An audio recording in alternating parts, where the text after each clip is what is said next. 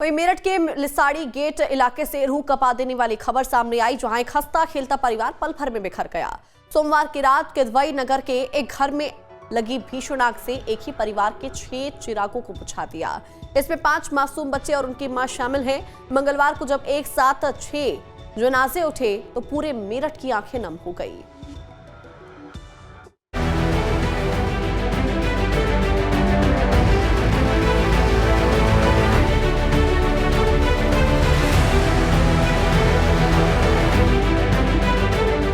चीख पुकार, आंखों में आंसू, कलेजे को चीर देने वाला मंजर।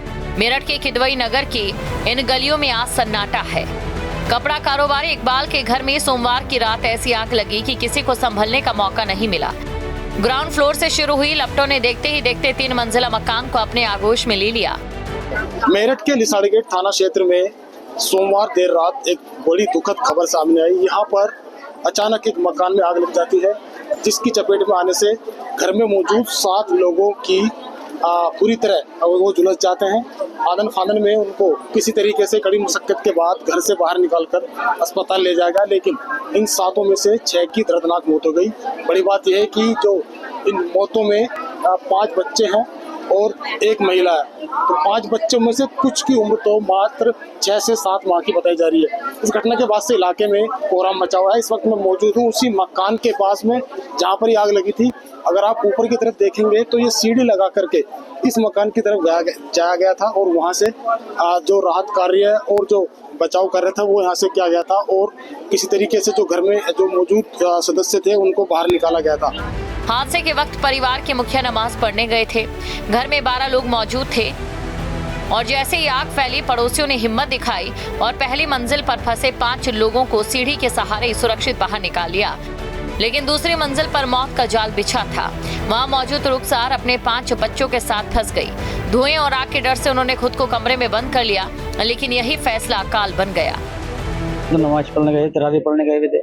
हमारे पास तो फोन आया कि ऐसे आग लग गई। तो जब मैं घर पर गया, घर पर बहुत भीड़ थी, भाई बेटे सब आए हुए थे। लेकिन जब यहाँ पर आया के तो यहाँ मेरी एक बेटी एक बेटा, छोटे भाई का मिसिज, उसकी 2 जुड़वा बेटी और 1 बेटा।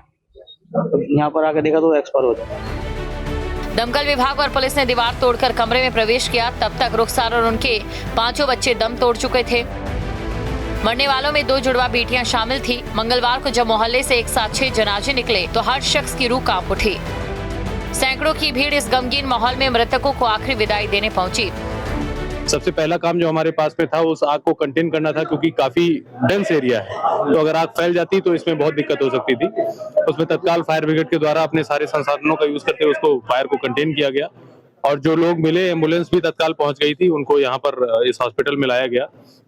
लेकिन दुखद रूप से डॉक्टरों द्वारा जब उन्हें रिवाइव करने का प्रयास किया गया तो जिसमें 6 लोग थे, जिसमें एक महिला थी 25-26 साल की और 2 छोटी बच्चियां थी और 3 और बच्चे, 1 बच्ची और 2 बच्चे वो एक्सपायर हो गए हैं और एक जो महिला है उनका इलाज किया जा रहा है केवीएस हॉस्पिटल में।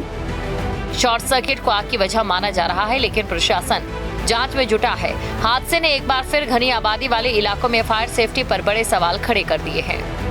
Team news state. आपके मोबाइल पर तुरंत आएगी ब्रेकिंग न्यूज। स्क्रीन पर सबसे पहले दिखेगी बड़ी खबर। देश दुनिया की हर खबर एक जगह। अब आपके मोबाइल पर तुरंत फटाफट इंस्टॉल कीजिए न्यूज़ नेशन ऐप और रखिए खुद को अपडेट।